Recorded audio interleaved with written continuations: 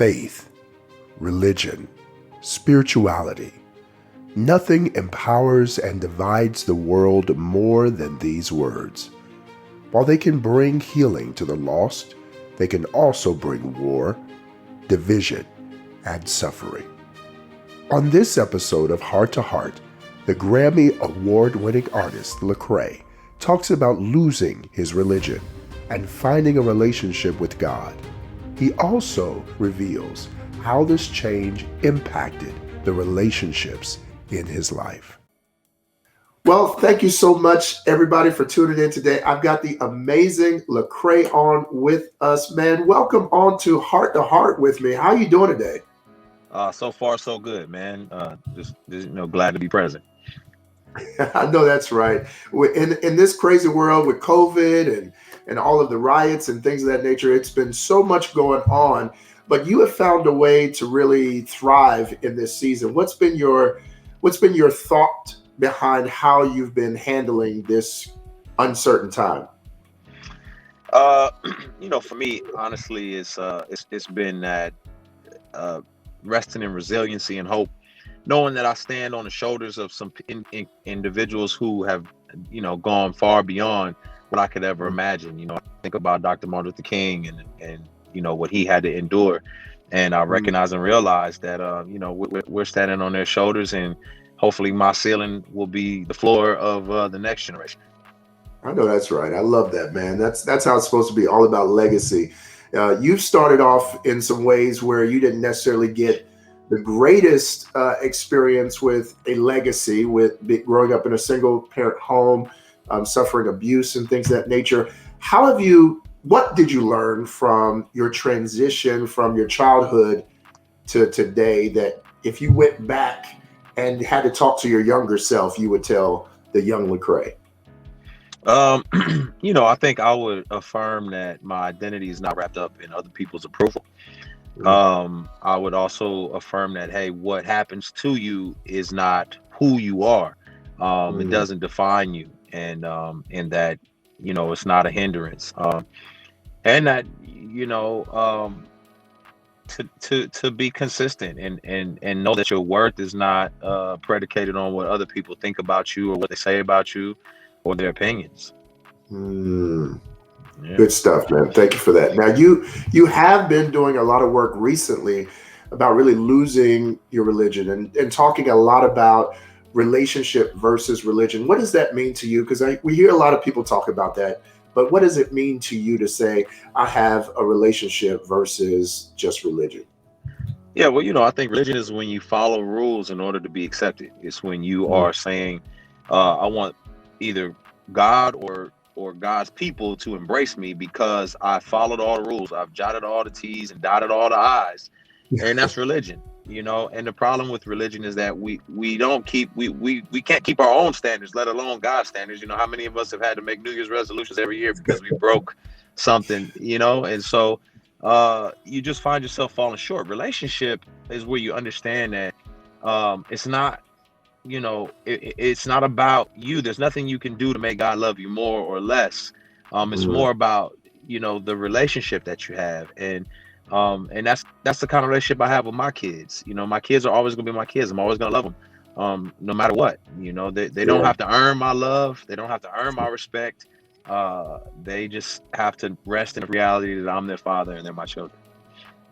That's important, that God is our Father, and whatever we do, there's nothing we have to earn to get God's approval and love. I do know that a lot of us do that. And even for you, when you were early on, I heard you at an interview talk about how you felt like you needed to perform well for God in order to really have God's approval.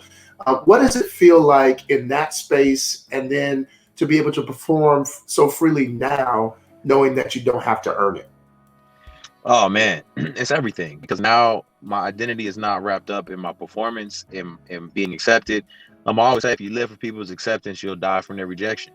And God's not going to reject you based off of a performance, and so that's my everyday reality now. That's what comforts me and allows me to push forward. You can take more risks, and you can say things that need to be said and do things that need to be done, because that the risk is worth the reward in the end, and that if you fail at anything, you're still loved and embraced. That's deep, man. For you now, you do have a healthy relationship with your wife, and y'all have been talking. Y'all have been married for a while. You met back in what? Back in the day, you were like 18, 17, Hmm. 18. Y'all met at church. Yeah. How has that been going from a relationship where it was predicated on things you had to do to now more of a faith-led relationship? Oh my gosh, it's everything. Remember early on starting out and just being, and I'll speak to my insecurities and my struggles of just like, hey, you got to represent me right, and you got to, do this, and you got to don't say this, and just Yeah. all those particular things, because I was so worried about managing, you know, you know, our projection and what we gave off. And it really created in her a sense of slavery and being enslaved and not being able to be free to be her natural self. And so I wasn't getting the authentic version of her because she's manicuring everything because she's like, well, I don't want to say the wrong thing or do the wrong thing. Mm. And as time goes on and you learn to embrace each other, you learn to say, you know what, we all make mistakes, and I love you in spite of your breath in the morning and everything else that comes along with it. There's just a different kind of freedom that comes year Mm. after year, and a freedom to just say, you know what, that stuff was so silly, and now we can just be our authentic selves. I love that, man. That's so powerful. I need everybody to hear that one because I think we do, especially people who have some sort of renown or are in some professional space where brand is important. We expect our partners to uphold the same thing, even though they signed up for us. They didn't necessarily sign up for who we would be on a stage. So yeah, that's really big. I'm glad that you got to that space. How did you get there, though? How did you get to that space for somebody who's listening right now and is like, okay, that sounds good, but how did you get there?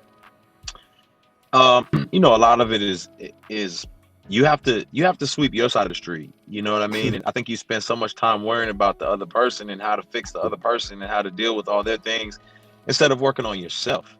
Because a better you is going to make a better us.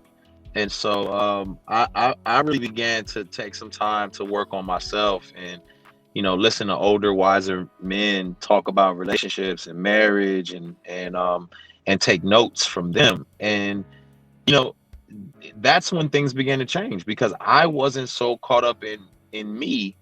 I was more accepting of her, and Mm. um, and I began to change the dynamic of the relationship because I grew and I got healthier. So that changed a lot. That's great answer.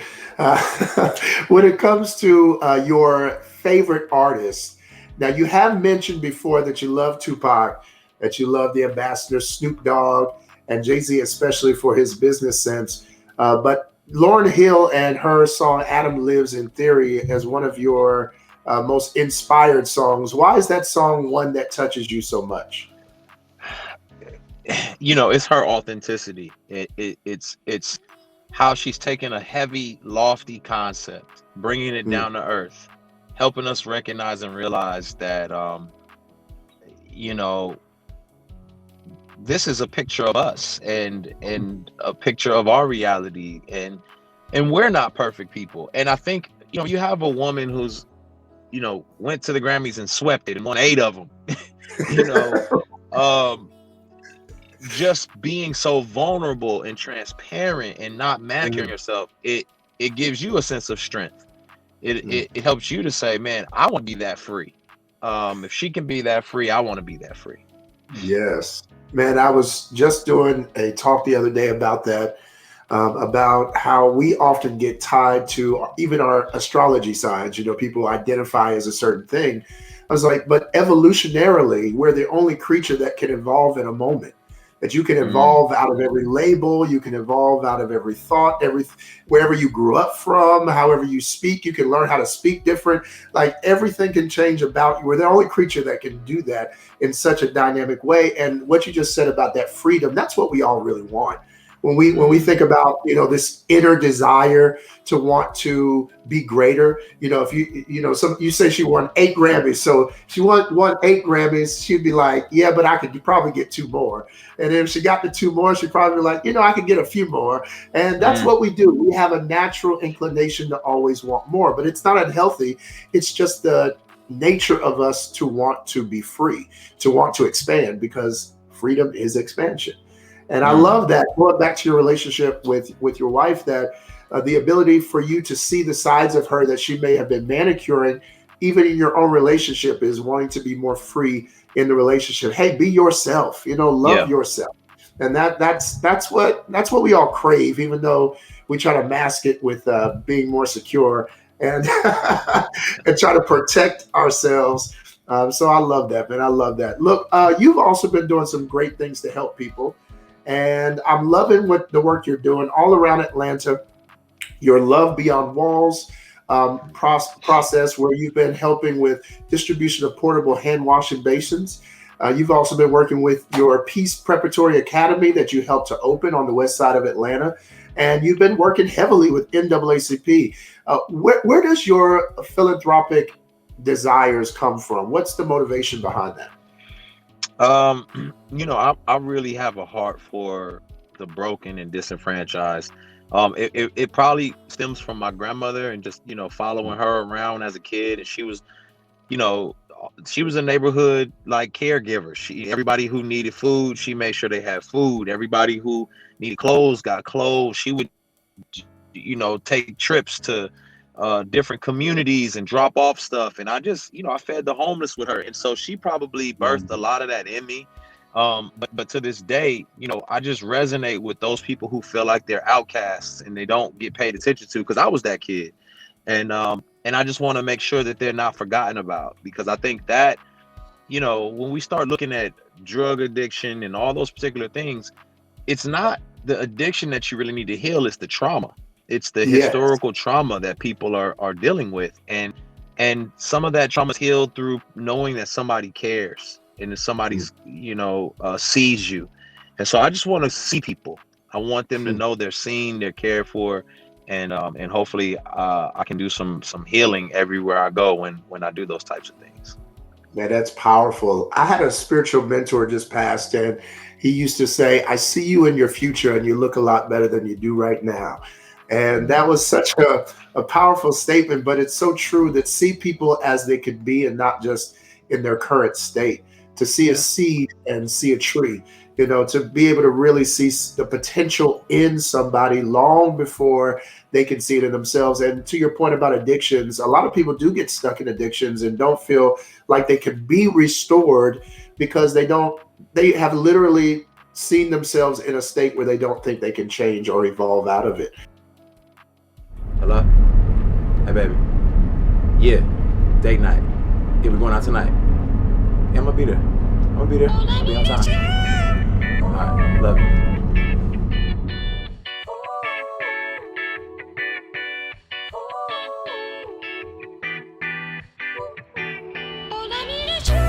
Keep me in my time zone when my mind's gone and I'm flying home and I'm stressed out and I'm tempted to get that styrofoam and go pull it up, but you know what's up and you know that ain't gon' solve nothing. I mean, Lord forbid I might fall or something and I'm all another cuss. To hold me down like bitch straps to the psych ward. It's killing me, but you still with me when I fight hard. And you digging me when I'm egging you.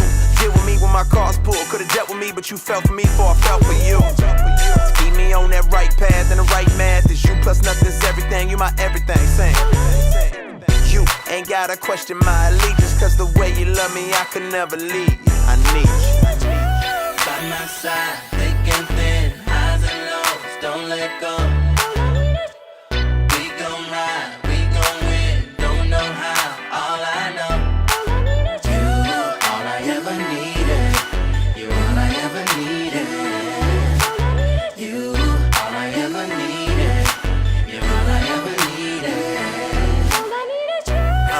How did I fall in this? No condition that get a mention, but you offer this unconditional love. I swear I sell it all for this.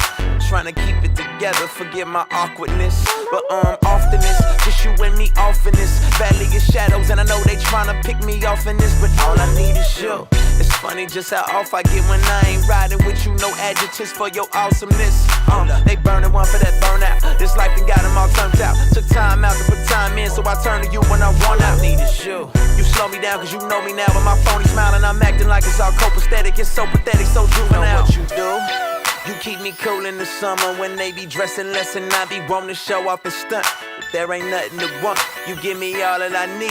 All I need is you to keep that fire burning for me. All I need is you. By my side, thick and thin, highs and lows, don't let go. We gon' ride, we gon' win, don't know how, all I know. You, all I ever needed. You're all I ever needed. You, all I ever needed. You're all I ever needed. Ain't nobody gon' get in the way. Put that on my money in the bank. Cause you do what the mothers can't. And I love that, yeah. We gon' ride till the wheels fall off. Above it all, we can never fall, yeah. Hold my hand, we can have it all. Hold my hand, we can have it all. By my side, thick and thin, highs and lows, don't let go. We gon' ride, we gon' win, don't know how, all I know. You, all I ever needed. You're all I ever needed. All I ever needed. Made it. Wow, you're early. I said 6. Keep flowers though. 6.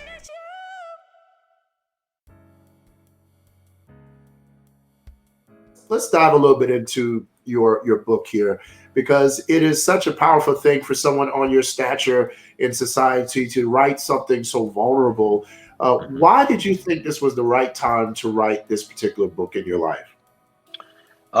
For that very reason, because I had been to the mountaintop, #1 album in the country, Grammy Awards, platinum album, platinum singles, all the New York Times best-selling author, all those things were there.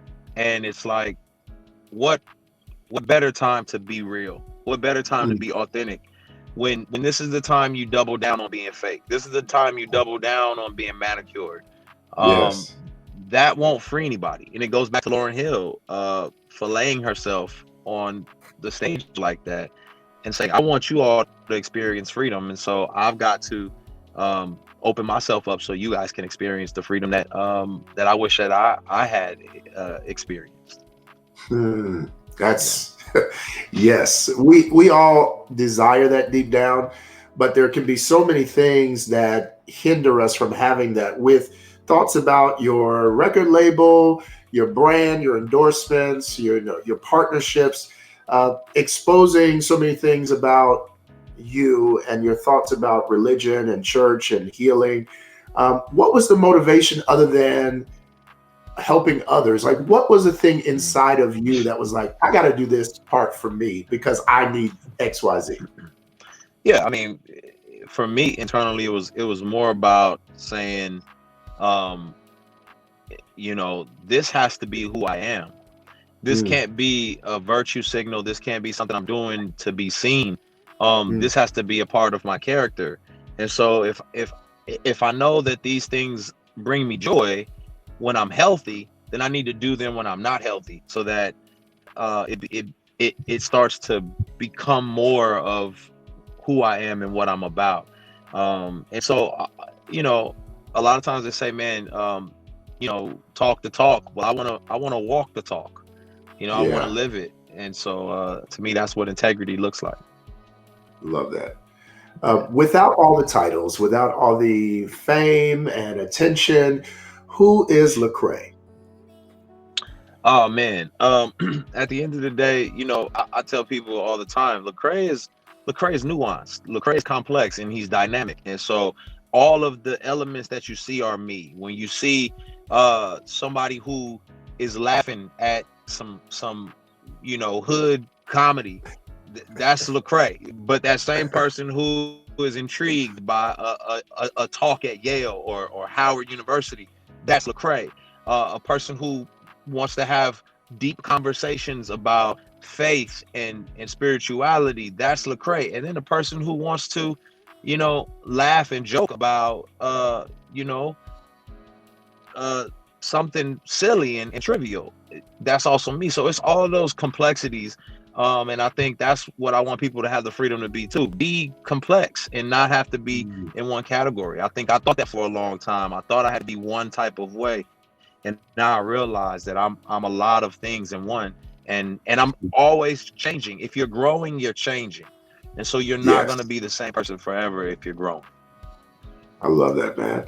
I'm so glad to hear another Black man say that you can change, that you can grow. Because a lot of times in the work that I do, I hear the narrative, men can't change, and once they get a certain age, they're stuck and all those things. So very, very liberating to hear someone say that who's not me. So thank you for that.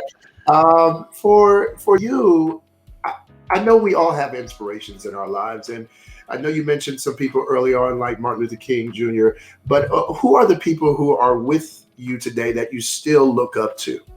A lot of them are like my contemporaries, my friends.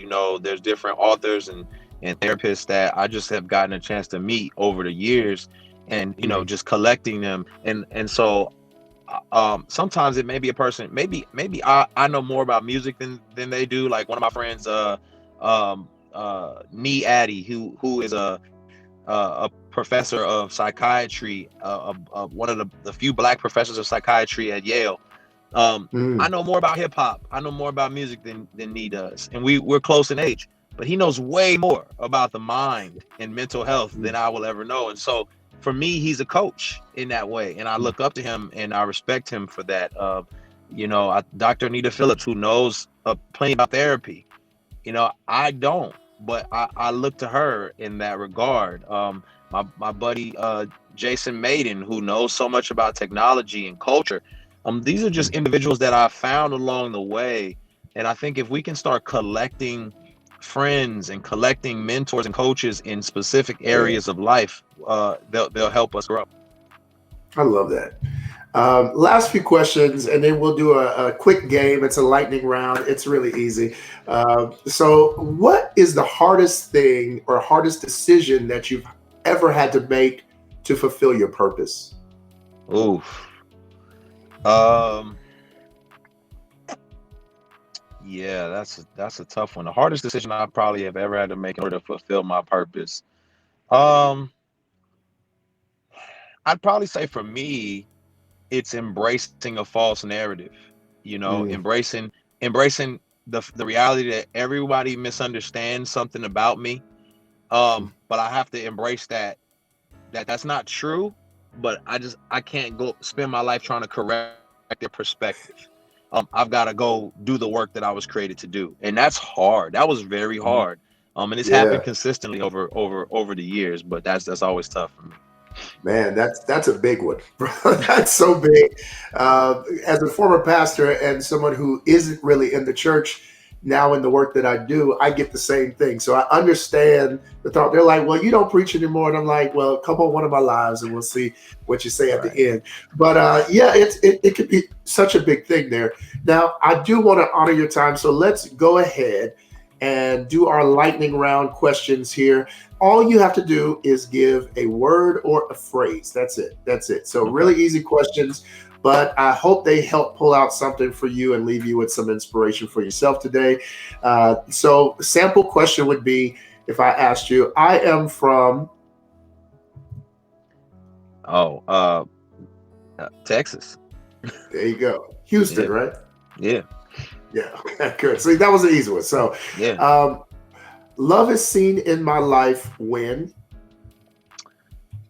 I am with my family, for sure. Nothing to hide there.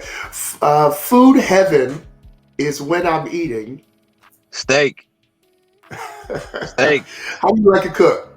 Medium. Okay, all right. We can rock there. That's cool. Because my dad's well done. I'm like, Dad, I Oh don't get it. no, You might no, want to that's give you me one. ruining it. You ruining it. I don't even want Oh, medium well. right. Come on, don't Yeah. do that. Don't do that to yourself. Yeah. Enjoy the steak. I am living in my purpose when I'm. Serving the broken. Yeah. Yeah. The artist I can sit and listen to on a rainy day. Ooh, I could. I mean, on a rainy day. Yeah, rainy day. Rainy day. I need somebody to pick me up on a rainy day. I'll probably go with I'll say Erykah Badu. That's that sounds feels like good rainy day music. That's really good rainy day music. I could rock Yeah. with that one. Yeah. On and on. Come on. Yeah. What's the biggest obstacle to your peace? Ooh, the biggest obstacle to my peace is being worried about what other people think or say about me. Yeah. I get that one really good. If you could erase any habit, challenge, or disease, what would it be? Anxiety. I hate it. Hate it. I love that.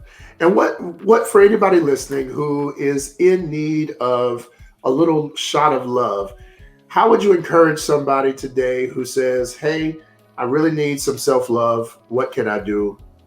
What would you tell them? Well, first I'll practice gratitude. It's simple. Start with man, you woke up. I woke up today. I'm breathing. Yeah. I've got all my functionalities. And then sometimes you have to spend some time looking at some stories of individuals who have overcome some crazy things, people who've lost limbs or lost function in their bodies. And then you can practice some gratitude and start practicing like, man, that's not my story. And you know what? I woke up today and God's not done with me. So let me keep going. Yes. I love that one, man. I like to tell people that a lot of times we are more upset about the 10% we don't have than celebrating the 90% we do. Yeah. We get about most of what we really want in life, but we tend to highlight the things we don't have. So that's an awesome thing to hear you say, brother. Thank you again for being on today. And I appreciate you taking some time to talk to my viewers and all the people that follow you as well on Heart to Heart.